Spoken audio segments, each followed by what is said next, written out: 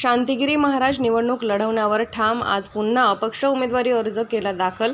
खरे हिंदुत्व कोणाकडे हे जनतेला माहिती आहे. शिवसेनेचा एबी फॉर्म न मिळाल्यामुळे आज अपक्ष उमेदवारी अर्ज केला दाखल. उमेदवारी अर्ज दाखल केला असतानाही आज तुम्ही जिल्हाधिकारी कार्यालयामध्ये आला, त्याचं त्याचं कारण म्हणजे अपक्ष उमेदवारी अर्ज भरण्याचा पहिला त्यात थोडीफार त्रुटी होती.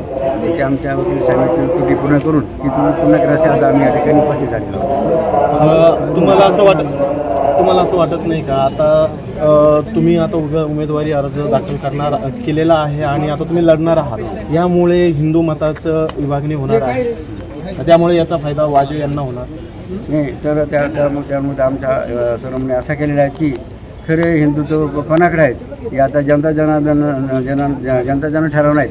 यांना का आता निश्चित पाहायला मिळेल की खरं हिंदुत्व कोणाकडे आहेत म्हणून.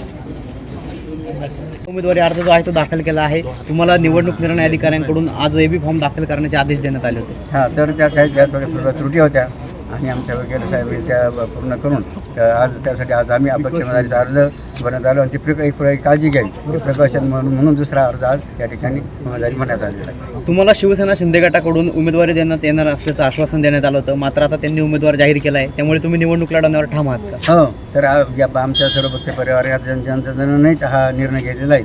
यावेळची निवडणूक लढायची आणि जिंकायची सुद्धा. ओके.